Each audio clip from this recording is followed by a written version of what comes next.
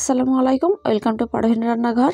আজকে recipe share করব সবথেকে সহজ পদ্ধতিতে সুগার ফ্রি মিষ্টি। এই মিষ্টিটা তৈরি করে নেওয়ার জন্য কোনো রকম চিনি ব্যবহার করতে হবে না, শুধুমাত্র কয়েকটা উপকরণ থাকলে সহজেই তৈরি করে নিতে পারবেন এই সুগার ফ্রি মিষ্টিটা। আর তৈরি করে নেওয়া একদমই সহজ। তো কীভাবে তৈরি করে নিয়েছি চলুন একবার দেখে নিই। মিষ্টি তৈরি করে নেওয়ার জন্য সর্বপ্রথমে আমাদের লাগবে খাজুর। তো আমি এখানে খাজুর নিয়েছি 500 গ্রাম। খাজুরগুলোকে খুব ভালোভাবে পরিষ্কার করে ধুয়ে নিয়েছি, এরপর ভেতরের অংশটাকে ফেলে দিয়েছি। আর এই খাজুরের মিষ্টিগুলো তৈরি করে নেওয়ার জন্য অবশ্যই খাজুরটাকে একটু নরম ব্যবহার করবেন, শক্ত ব্যবহার করতে যাবেন না, তাহলে ভালো হবে না। এখন আমি কিছুটা পরিমাণে নিয়েছি ড্রাই ফ্রুট, আর এগুলোকে কেটে নিয়েছি। তো কিছুটা পরিমাণে নিয়েছি কিশমিশ, আর নিয়েছি 4 রকমের বাদাম। তো এখানে পিস্তা বাদাম আছে, কাজু বাদাম আছে, আর চীনা বাদাম আছে। চীনা বাদামটা ভাজা নিয়েছি, তবে চীনা বাদামটা আপনারা কাঁচা ব্যবহার করতে পারবেন। আর কিছুটা পরিমাণে নিয়েছি আমন্ড। এরপরে যেটা আমাদের লাগবে সেটা হচ্ছে তিল, আর এখানে তিল নিয়েছি 4 চামচ, আর এখানে শুকনো ব্যবহার করতে হবে। আর নিয়েছি 1.5 চামচ মতো পোস্ত। তো এইগুলো আমার সব নেওয়া হয়ে গেছে। এখন যে খাজুরটাকে রেডি করে নিয়েছিলাম সেটাকে ব্লেন্ড করে নিতে হবে। আর এই খাজুরগুলো আমি 2 বারে ব্লেন্ড করে নিব, এতে করে খুব সুন্দরভাবে তৈরি হবে।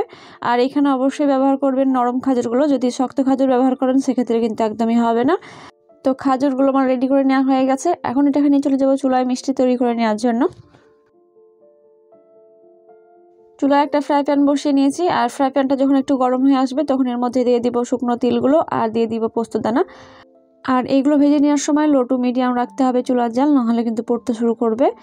যখন এই পোস্ত তিলটা হয়ে আসবে তখন অনেক সুন্দর একটা ফ্লেভার আসতে শুরু করবে, তখনই জানতে হবে এটা হয়ে গেছে। চুলা জাল অফ করে নামিয়ে নিতে হবে, আর অন্য একটা পাত্রে এটা ঠান্ডা করে নেওয়ার জন্য রেখে দিতে হবে।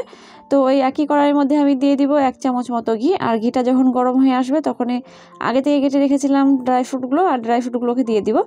এখানে আমি চীনাবাদামটা ভাজা ব্যবহার করেছি, তাই আমি ভাজবো না। যদি আপনারা কাঁচা ব্যবহার করেন সেক্ষেত্রে কিন্তু একই সঙ্গে দিয়ে দিবেন আর ভেজে নেবেন। তো এটা লো টু মিডিয়াম আছে ভেজে নিব। যখন দেখবেন খুব সুন্দর একটা কালার এসছে তখন এটা নামিয়ে নিতে হবে। অনেক বেশি ভেজে ফেলবেন না, তাহলে কিন্তু পুড়তে শুরু করবে আর দেখতেও ভালো লাগবে না। ভেজে নেওয়া হয়ে গেছে, এখন চুলার জাল অফ করে অন্য একটা পাত্রে ট্রান্সফার করে নিলাম। ওই একই কড়াইয়ের মধ্যে আমি দিয়ে দিব অল্প পরিমাণে ঘি। ঘিটা যখন গরম হয়ে আসবে তখন এর মধ্যে দিয়ে দিব কিশমিশ। কিশমিশের পরিমাণটা কতটা নিয়েছি সেটা দেখে বুঝে নিতে পারবেন। কিশমিশ কিন্তু অনেক বেশি ভাজতে হয় না, তাই দেখবেন ওপর থেকে একটু কালার চলে আসছে আর ফুলে উঠেছে, তখন এটা হয়ে গেছে। আর এই কিশমিশের মধ্যে আমি দিয়ে দিব আগে থেকে তৈরি করে রাখা হয়েছিল খাজুরের পেস্ট, এটাই ব্যবহার করব এখন। তো সব কিছু খুব ভালোভাবে মিক্স করে নিতে হবে, আর এটা জাল করে নিতে হবে লো টু মিডিয়াম আছে। কয়েক মিনিট জাল করে নেওয়ার পর দেখবেন এর কালারটা অনেক সুন্দর একটা এসে গেছে, আর এটা অনেকটা টাইট একটা ডো তৈরি হয়ে গেছে। কড়াই থেকে ছেড়েও আসবে, কড়াইয়ের মধ্যে লেগেও আসবে না, তখন বুঝে নিতে হবে এটা হয়ে গেছে। আর এটা দেখে বুঝে নিতে পারবেন কড়াই থেকে কিন্তু ছেড়ে আসছে, তার মানে এটা হয়ে গেছে। আগে থেকে ভেজে রেখেছিলাম বাদামগুলো, সেটাই আমি এখন ব্যবহার করছি। আর পোস্ত আর তিলটা ব্যবহার করেছিলাম সেটা কিন্তু এখন ব্যবহার করব না, এটা পরে ব্যবহার করব। বাদামগুলো দেওয়ার পর খুব ভালোভাবে মেশাতে হবে। যখন মেশানো হয়ে যাবে চুলার জাল অফ করে নামিয়ে নিব। আর নামিয়ে নেওয়ার পর কিছুক্ষণ এটা ঠান্ডা করে নিব, এরপর কিন্তু মিষ্টিগুলোকে তৈরি করে নিতে হবে। এখন এটা 80% মতো ঠান্ডা করে নিয়েছি। ঠান্ডা করে নেওয়ার পর এটা মিষ্টি সাইজ দিয়ে নিব, এই জন্য হাতে একটু ঘি লাগিয়ে নিলাম।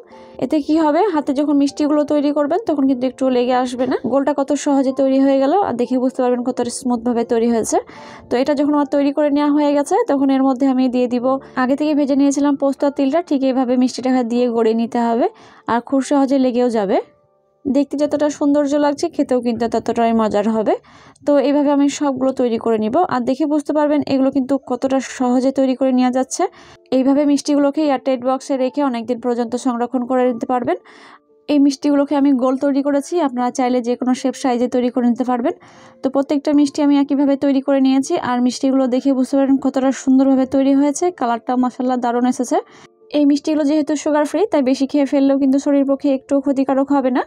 তো আজকের রেসিপিটি আপনাদের কেমন লেগেছে অবশ্যই জানাবেন। ভালো লেগে থাকলে চ্যানেলটিকে সাবস্ক্রাইব করে পাশে থাকা বেল আইকনটি প্রেস করে দেবেন পরবর্তী রেসিপি সবার আগে পাওয়ার জন্য। তাহলে আজকের মতো বিদায় নিচ্ছি, আবারও কোনো নতুন রেসিপি নিয়ে হাজির হব। ততক্ষণ পর্যন্ত সবাই সুস্থ থাকবেন, ভালো থাকবেন। আল্লাহ হাফেজ।